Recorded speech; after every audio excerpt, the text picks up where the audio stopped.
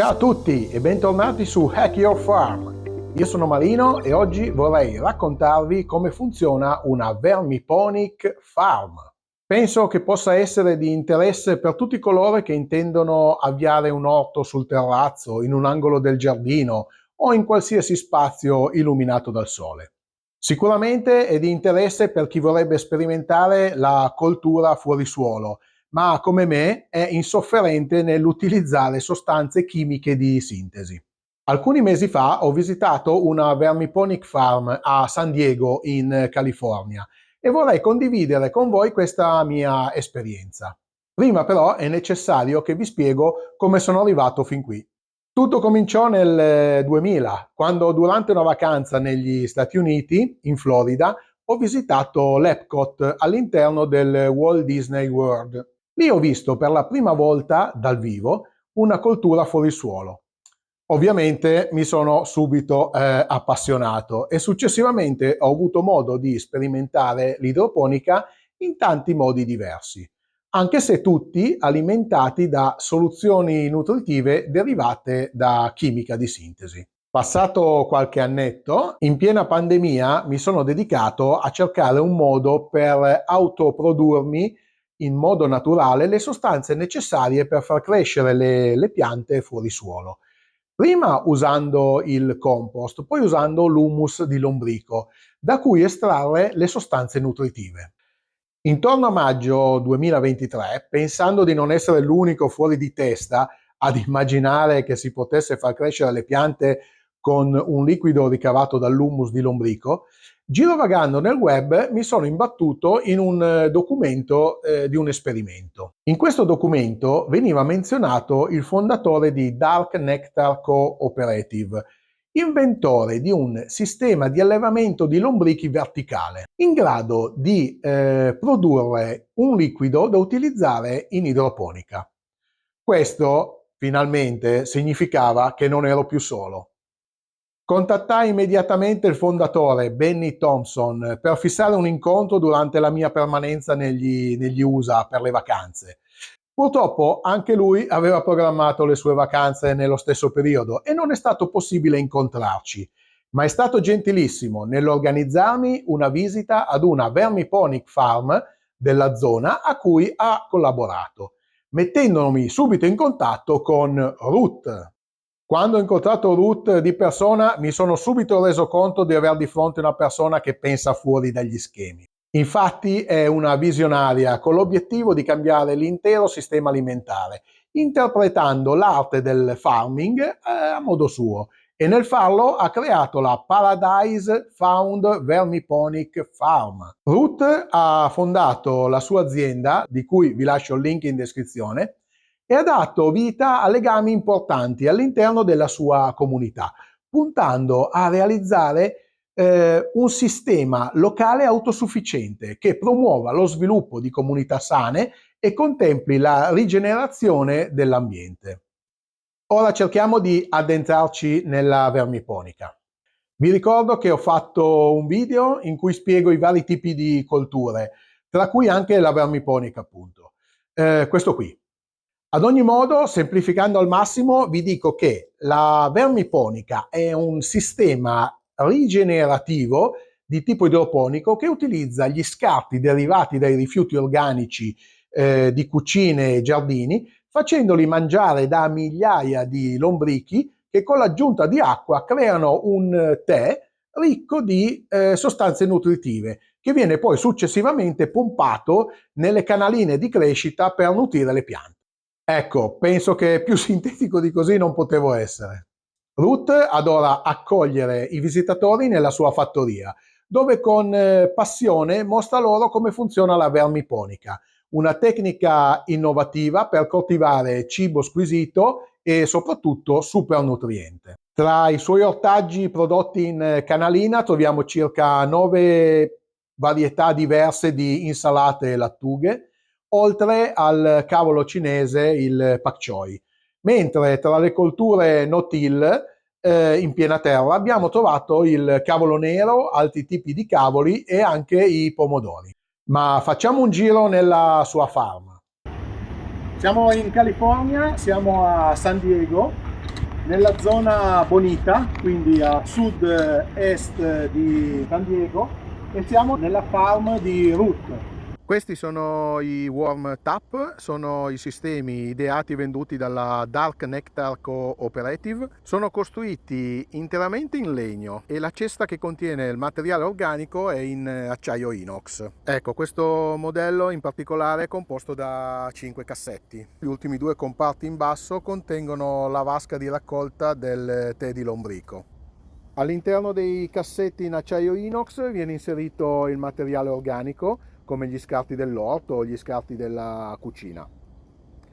Qui sotto ci sono i lombrichi che stanno lavorando, non li disturbiamo. Qua invece non si vede materiale organico, vuol dire che si sono mangiati tutto. Invece qui possiamo trovare gli scarti delle piantine che probabilmente non sono germogliate o sono morte. Come abbiamo detto, gli ultimi 2 comparti in basso contengono una vasca di raccolta in cui viene recuperato il tè di lombrico. C'è un temporizzatore che solitamente viene impostato 2 volte al giorno. Questo aziona una pompa che spinge il liquido dalla vasca fino al cassetto più in alto. Se apriamo il rubinetto dovrebbe uscire il tè di lombrico. Ecco, infatti, eccolo qua.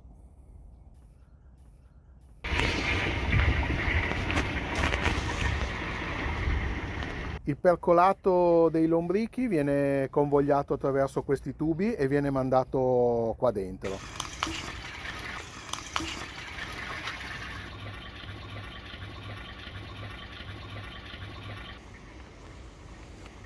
Qui viene introdotta dell'aria attraverso quella pompa ad aria. Queste qui sono tutte taniche dove viene aerato il tè di lombrico.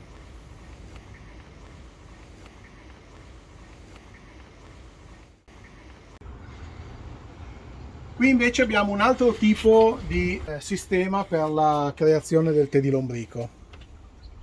Come vedete ci sono delle vasche, in queste vasche viene messo la materia organica da dare in pasto ai lombrichi, naturalmente qua dentro ci sono i lombrichi e il percolato di queste vasche va a finire qua dentro. Poi attraverso questi tubi viene raccolto e viene mandato. Qua vedete che c'è un altro contenitore, viene mandato di là. Ecco, qui c'è una cisterna dove viene raccolto tutto quanto il tè di lombrico, sia quello proveniente dalle taniche, sia quello di ritorno dalle canaline. C'è ancora una pompa che mantiene aerato il liquido per far sì che i microrganismi benefici siano mantenuti aerobicamente in piena salute. Queste canaline qua sono realizzate con un polimero plastico idoneo a contenere alimenti, infatti sono catalogate come food grade. Le piantine ricevono il tè di lombrico attraverso questi tubicini. Il sistema idrico proveniente dalla cisterna che abbiamo appena visto trasporta qui il tè di lombrico attraverso questi tubi. Poi arriva qui. Il liquido passa in tutte le canaline e poi viene fatto confluire in questi tubi che lo riportano alla cisterna per ricevere nuovamente l'aerazione. Questa è la nursery in cui vengono fatte germinare e crescere le piantine di lattuga. Ce ne sono diversi tipi, ne ho contati 9 varietà. Qui usano questo roll che non so se si vede, ma è costituito da un materiale molto poroso ed è biodegradabile. Ricorda molto il roll fatto di alghe che avvolge il riso del sushi. Una volta che la piantina è arrivata a questa grandezza, più o meno, viene posta nei fori appositi della canalina. Ecco, così, in questo modo. Ultima considerazione sulla nursery, vediamo che la struttura in alto è predisposta per mettere all'occorrenza un telo ombreggiante. questa è un'altra nursery al cui interno troviamo una varietà rossa di lattuga e delle piantine di pomodoro. A vederle così direi che sono anche ben radicate. Una volta che le piantine sono cresciute vengono spostate, quindi da quella canalina là vengono messe in una canalina che ha una spaziatura più ampia, proprio per fare in modo che le piante si possano espandere. Come possiamo vedere qua, la spaziatura è di circa 20 cm più o meno.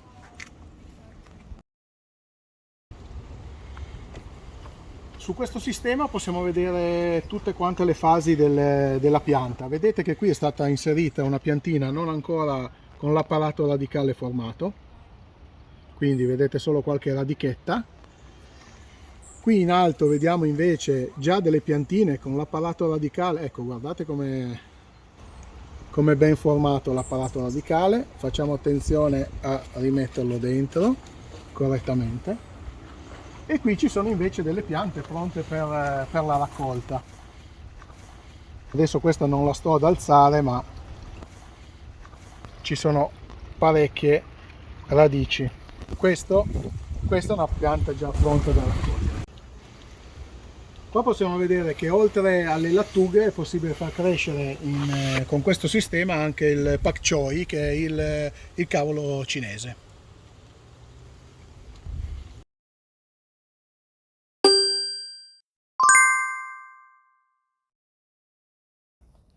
Quando pensavamo di aver visto tutto della farm, Ruth ci mostra Puffy, che sta per Pop-up Urban Farm for You.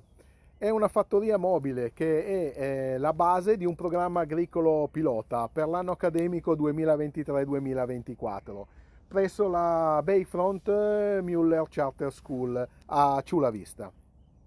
Molto bene, siamo giunti al termine della nostra visita. Ringrazio ancora Ruth per averci accolti e dato la possibilità di accedere e scorazzare liberamente per la sua Vermiponic Farm, ma soprattutto per aver condiviso con noi la tecnologia e l'idea creativa di business che rendono tutto questo progetto realmente sostenibile. Per questo video è tutto, non mi rimane che darvi appuntamento al prossimo video in cui vi mostrerò come sto creando delle canaline per fare la vermiponica. Ciao!